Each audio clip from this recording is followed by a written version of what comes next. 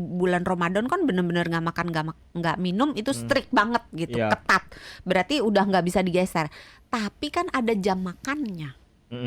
Mulai dari setelah buka sampai entar sahur lagi, apa yang dijejelin ke mulut itu akan menentukan apakah kita akan turun berat badan atau malah tetap atau malah naik gitu. Oke, justru kita yang harus jadi perhatian, jadi concernnya adalah bukan soal puasa seberapa lama, tapi apa yang kemudian dilakukan setelah jadi ada jam puasa makannya. dan termasuk kalau kita ngomongin intermittent fasting, kita ngomongin juga bukan soal seberapa lama kita intermittent fasting ya, tapi apa yang kita lakukan juga di saat sudah jendela makannya. Jadi ya. jangan beranggapan bahwa udah intermittent fasting berarti ketika puasa udah menderita, sesudah puasa ketika jendela makan boleh makan sepuasnya.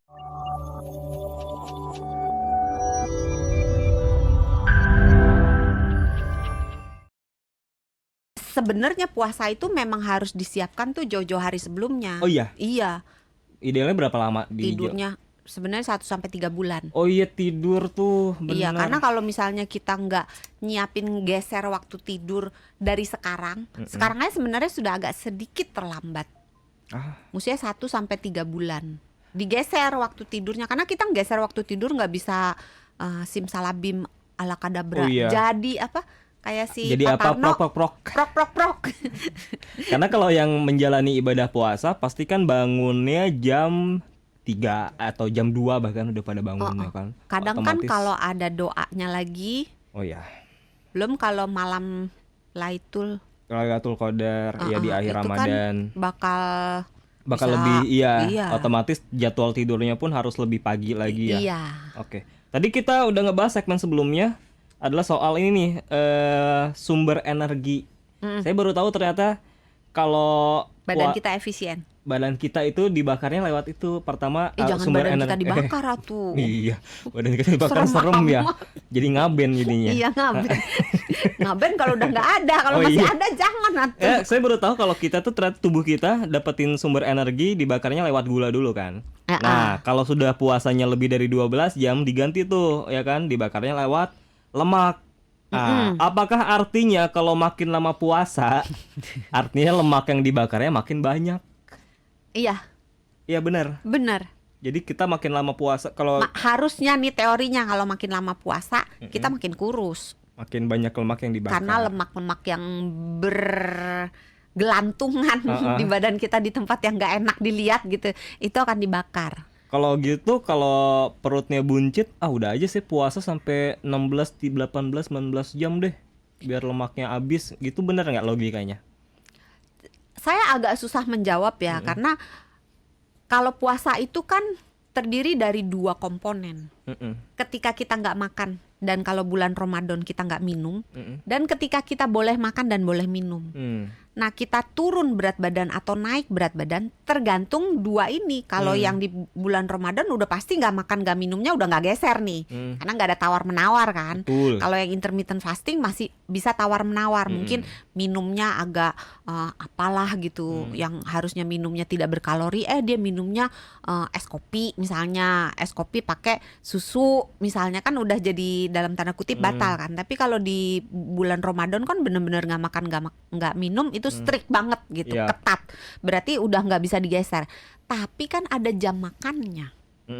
Mulai dari setelah buka sampai entar sahur lagi, apa yang dijejelin ke mulut itu akan menentukan apakah kita akan turun berat badan atau malah tetap atau malah naik gitu. Oke, justru kita yang harus jadi perhatian, jadi concernnya adalah bukan soal puasa seberapa lama, tapi apa yang kemudian dilakukan setelah jadi ada jam makannya. Dan termasuk kalau kita ngomongin intermittent fasting, kita ngomongin juga bukan soal seberapa lama kita intermittent fasting ya, tapi apa yang kita lakukan juga di saat sudah jendela makannya. Jadi ya. jangan beranggapan bahwa udah intermittent fasting berarti ketika puasa udah menderita, sesudah puasa ketika jendela makan boleh makan sepuasnya, makan apa aja.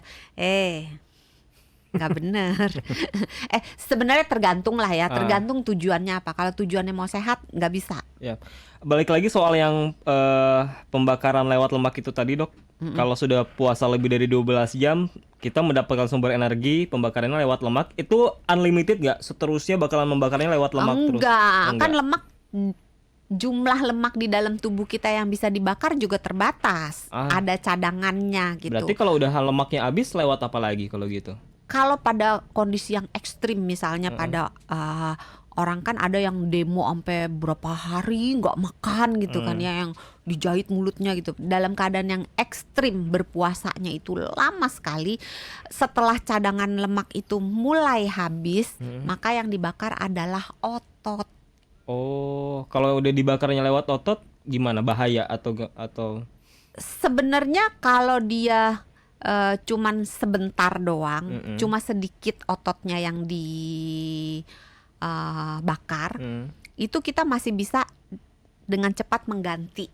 Tapi kalau misalnya dibiarkan lebih lama lagi, maka jumlah ototnya akan makin sedikit. Jumlah otot yang makin sedikit itu membawa dampak kesehatan buat kita.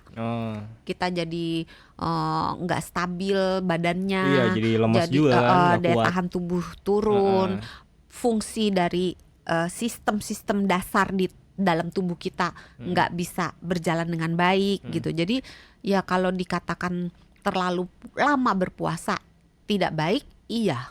Karena bisa aja switch ya dari yang ngebakarnya lewat lemak. Nah, kita jadi jangan sampai dia ngebakar ngebakar lewat protein. Kalau ngebakarnya lewat lemak itu kan kalau udah lebih dari 12 jam puasa. Nah, kalau itu tidak selalu ya, tidak selalu ya. Nah, kalau switchnya biasanya di jam 16 sih baru mulai apa? Bakar lemak. Jadi di antara 12 di itu antara udah 12 mulai sampai habis. 16 jam. 12 itu udah mulai habis, udah mulai glikogennya udah mulai mau habis. Ketika masuk 16 biasanya mulai bakar lewat lemak ya. Nah, kalau nge-switch lagi dari lemak ke bakarnya lewat otot itu biasanya kalau udah terjadi berapa jam puasa? Tergantung cadangan lemaknya berapa banyak. Makin banyak cadangan lemaknya, dia akan makin lama. Makin aman. Ibaratnya kalau misalnya kita kaya, tajir melintir, uang di deposito banyak gitu kan, apartemen ada berapa, tanah berapa hektar gitu. Ya kan dijual-jualin dulu, asetnya banyak gitu. Untuk dia jatuh miskin melarat kan susah gitu. Sama kalau badan kita cadangannya banyak, maka untuk sampai membakar otot sebenarnya agak lama. Tapi berapa lamanya tergantung orangnya, tergantung juga metabolismenya. Metabolisme dia bagus atau enggak gitu. Berarti kalau gitu orang yang gemuk aman dong kalau lama puasa karena cadangan lemaknya banyak ya kan? Gitu nggak logikanya? Susah juga karena gemuk sendiri kan membawa peningkatan resiko berbagai penyakit kan. Oh iya benar, iya kan? Bisa jadi mulai dari diabetes, mulai dari sakit jantung, hipertensi, itu kan naik semua resikonya. Kanker itu kan naik semua resikonya dengan berat badan yang masuk kategori obes gitu.